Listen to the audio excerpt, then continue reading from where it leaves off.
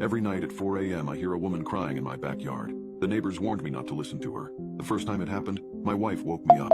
"Harry, do you hear that?" she asked in a terrified whisper. "Those are 4 words you don't want to hear in the middle of the night." At first I tried to convince myself that there wasn't anything to worry about. I knew the siblings next door liked to make love from time to time, and I figured it was just one of them making all that noise. However, that quickly changed, and images of a home invasion raced through my mind. Shots fired. Our children and my pregnant wife dead in their beds. But when I strained to listen, all I heard was the sound of someone crying. Man or woman, child or adult, I couldn't be sure. Only one thing I knew. It was coming from right under our window. "Is there someone out there?" Emily called from the bed. "I don't know." Despite the sound, when I squinted into the gray shadows, I couldn't see anyone.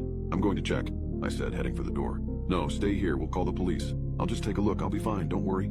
I went downstairs armed with nothing more than a cell phone. But when I shined the light around through the windows, I didn't find anyone. The crying, however, continued. Now it sounded like it was coming from the forest surrounding our backyard, just past the tree line. And to me it sounded like a woman's cries, too restrained to be a child's and too soft and high-pitched to be a man's. I pulled open a window, cupped my hands and called out, "Hey, do you need help?" The crying sound stopped immediately, but she didn't reply. No other sounds came from the forest save for the wind rustling through the trees. "Hello?" I yelled. "Anyone out there?"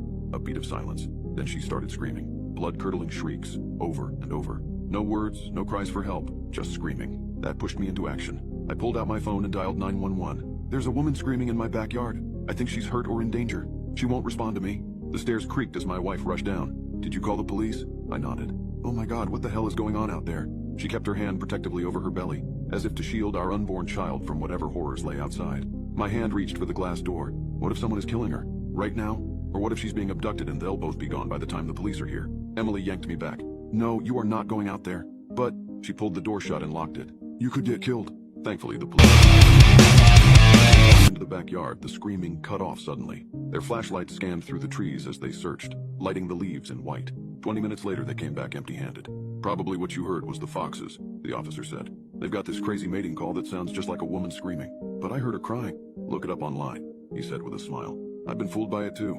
They sound just like a woman screaming her lungs out. It's insane." By the time we climbed back in bed, the gray light of dawn was spreading over the horizon. When I couldn't sleep, I took the officer's advice and looked up fox sounds. Apparently they do make a sound that sounds pretty similar to a woman screaming. Convincing myself that's all it was, I fell asleep, completely unaware that this was the only beginning of our worst nightmare. The following night it happened again, right at 4 a.m. on the dot. The soft crying coming from the forest. I called the police again. Yet again, they found nothing. They also warned me not to call them over the crying again unless things got worse. And so I didn't call them when it happened the next night. And the next. And the next. I chalked it up to the foxes even though they only made screaming sounds, not crying. I forced myself to fall back asleep every time. We invested in a heavy-duty white noise machine.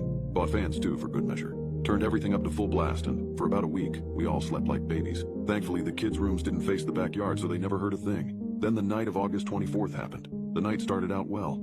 Emily and I got the kids to sleep early and we cuddled in bed for a long time. Longer than we had in weeks. "Our little Ellie," I said, skimming my hand across her belly. Despite her being 5 months pregnant, there was barely a bump there. "Are you sure you're eating enough?" "I'm fine," she replied, pulling my hand into hers and giving it a squeeze. "I just don't want to gain so much weight like I did the last 2 times. You know I think you're beautiful at any weight, right?" I asked. "You don't need to do this for me."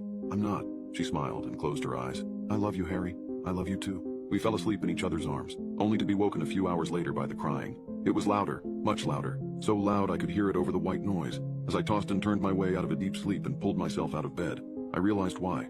It wasn't coming from the window. It was coming from our closet. I immediately shut off the white noise and got out of bed. "Who's there?" I yelled, my hand firmly on my phone, ready to dial 911. No response, just more halting sobs, shuddering breaths, soft sniffles. "What's going on?" Emily asked sleepily. "There's someone in the closet." I turned my phone's flashlight on. The light twinkled in the darkness, bouncing off the metal doorknob. "Emily, call the police," I said, advancing towards the door. I heard the soft sounds of the dial tone behind me, then Emily's hurried voice. "We're calling the police," I said. "Tell me who you are." More sobbing. I charged up to the door. I grasped the doorknob.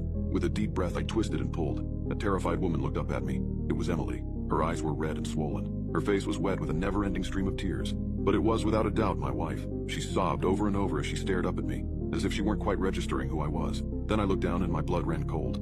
Her hands rested on her stomach, her round, protruding stomach. She was pregnant. You can now check if there's a part 2 by pressing share and more.